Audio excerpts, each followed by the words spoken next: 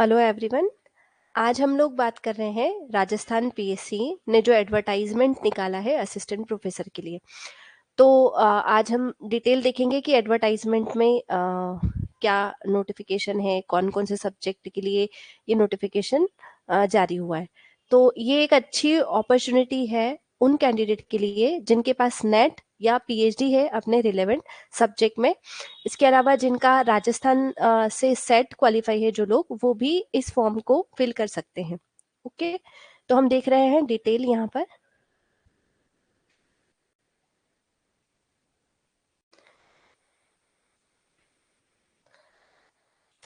Here the advertisement of assistant professor 2024, जिसमें राजस्थान लोक सेवा आयोग ने अलग अलग सब्जेक्ट के लिए, इसमें आपके लगभग 30 विषय हैं, जिसमें 575 पदों की भर्ती के लिए ऑनलाइन आवेदन आमंत्रित किए जा रहे हैं। इसमें आप सारे सब्जेक्ट का डिटेल देख सकते हैं और ये जो नंबर ऑफ पोजीशंस दिए है ना, जितने नंबर ऑफ मतलब रिक्त पदों की जो संख्या दी है, ये इसमें कमी या वृद्धि की जा सकती है आयोग के अनुसार। ठीक है, यहाँ पे विषय है आपके पास 30 और पोस्ट है आपके पास 575, जिसमें अलग अलग सब्जेक्ट के लिए मेंशन किया है, जैसे कि अर्थशास्त्र, अंग्रेजी, भूगोल, हिंदी, साहित्य के अलावा समाजशास्त्र, सांख्यिकी, वनस्पति शास्त्र, रसायन शास्त्र, गणित, भौतिकी जैसे विषयों को मिला के टोटल हमारे 30 सब्जेक्ट्स हैं और सबकी डिफरेंट पोस्ट यहाँ पर मेंशन की है कि किसमें कितने पद हैं। ओके, अगर कोई कैंडिडेट एक से ज्यादा सब्जेक्ट के लिए एलिजिबल है तो वो अलग अलग आवेदन कर सकता है, और ये आवेदन करने का जो तरीका है वो आपका ऑनलाइन ही रहेगा। अगर आप एक से ज्यादा सब्जेक्ट के लिए आवेदन करना चाहते हैं तो उसकी जो भी शैक्षणिक योग्यता मतलब एजुकेशनल क्वालिफिकेशन है, आयु सीमा है या एज लिमिट जो भी है, उसका डिटेल आयोग अलग से प्रकाशित करेगा वेबसाइट पे। ओके, तो अभी हम लोग देखिए बेसिक एजुकेशनल क्वालिफिकेशन जो कि एडवर्टाइजमेंट में दिया है।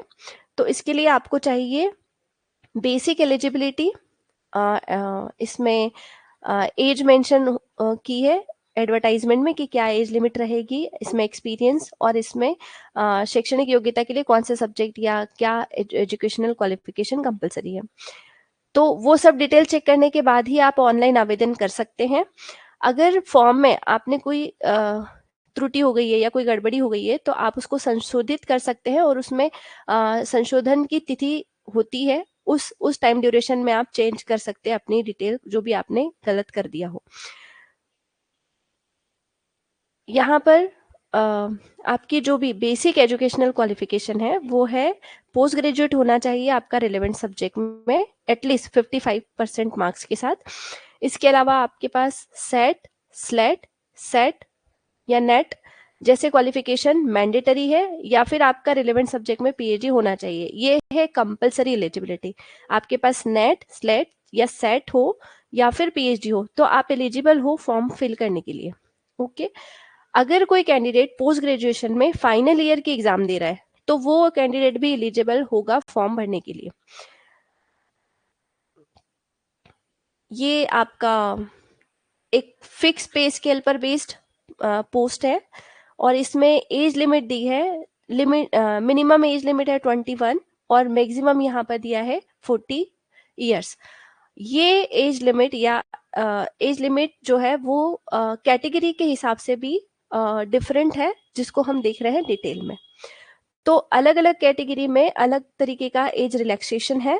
फॉर एग्जाम्पल, जैसे पहला स्टेटमेंट यहाँ पे दिया है कि जो मेल कैंडिडेट है राजस्थान के, जो SC ST बैकवर्ड क्लासेस से बिलोंग करते हैं या इकोनॉमिकली वीकर सेक्शन से आते हैं, और ये स्पेशली होने चाहिए राजस्थान स्टेट के, तो इनको 5 ईयर का एज रिलैक्सेशन है। वुमेन कैंडिडेट की मैं अगर बात करूं तो जनरल कैटेगरी से जो बिलोंग करती हैं वुमेन्स, उनके लिए भी 5 ईयर का एज रिलैक्सेशन है। ऐसी वुमेन्स जो ST SC बैकवर्ड क्लासेस से या फिर इकोनॉमिकल वीकर सेक्शन से आते हैं और ये राजस्थान स्टेट से ही है, तो इनको 10 वर्ष मतलब 10 इयर्स का एज रिलैक्सेशन रहेगा। इसके अलावा विडो और डाइवोर्स वुमेन्स के लिए भी यहाँ पर मेंशन है कि नो अपर एज लिमिट। ठीक है, तो ये एडवर्टाइजमेंट ने डिक्लेयर किया है कि किसकी कितनी एज लिमिट है और कितना रिलैक्सेशन दिया जा रहा है। ऐसे कैंडिडेट जो राजस्थान से नहीं है, अगर वो अपने स्टेट में एसटी, एससी, ओबीसी या फिर ईडब्ल्यूएस में आते हैं, उन कैंडिडेट को सामान्य वर्ग मतलब जनरल कैटेगरी का माना जाएगा। और आप जब फॉर्म डालोगे तो आपका जो पंजीयन शुल्क होगा मतलब रजिस्ट्रेशन चार्ज होगा, वो आपको सामान्य वर्ग के अकॉर्डिंग ही लगेगा। आप इसमें रजिस्ट्रेशन करवा सकते हैं और अपनी डिटेल फिल करके ऑनलाइन फॉर्म भर सकते हैं। यहाँ पर हम बात कर रहे हैं एग्जाम पैटर्न की, तो ये कॉम्पिटिटिव एग्जाम बेस्ड पोस्ट है असिस्टेंट प्रोफेसर का, जिसमें 2 फेजेस में ये आपका कॉम्पिटिटिव एग्जाम होगा। एक होता है आपका रिटन एग्जामिनेशन और एक फेज है इसका इंटरव्यू। रिटन एग्जाम का भी यहाँ पैटर्न दिया हुआ है कि आपके पास 3 पेपर है, फर्स्ट, सेकेंड और थर्ड। फर्स्ट पेपर और सेकेंड पेपर रिलेवेंट सब्जेक्ट का होगा और ये 75 मार्क्स का है।